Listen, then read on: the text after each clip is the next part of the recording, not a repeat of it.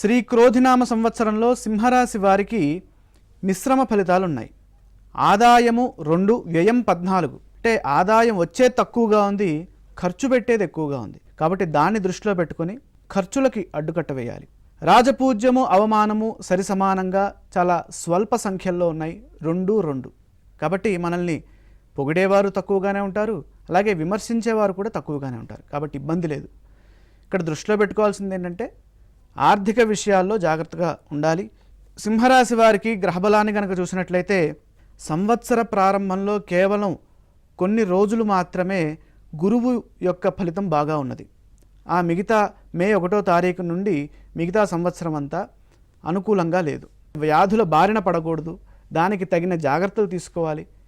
Immunity పవర్ని పెంచుకునేటటువంటి స్థితిని మనం కలిగించుకోవాలి. అంటే ప్రతిరోజు సూర్య నమస్కారాన్ని చేసుకోవడం, ప్రతిరోజు ఉదయాన్నే సూర్య ఆరాధన చేసుకోవడం ద్వారాగా ఆరోగ్యం వృద్ధి చెందుతుంది.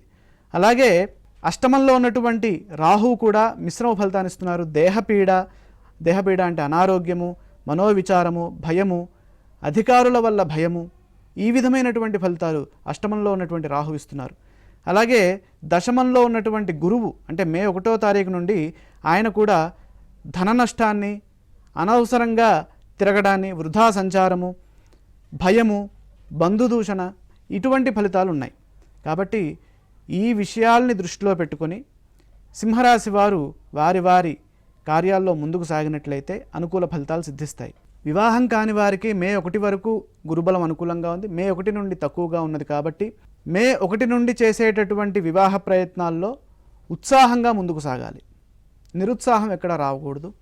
అలాగే ఈ సంవత్సరం అంతా సింహరాశి వారు గురుధ్యానము, శనిధ్యానము, రాహువు, కేతువు 4 గ్రహాలు మనకి యోగించట్లేదు. కాబట్టి ఈ 4 గ్రహాలని ఎక్కువగా ఆరాధన చేసుకోవడం ద్వారాగా సింహరాశి వారికి అనుకూలత చేకూరుతుంది.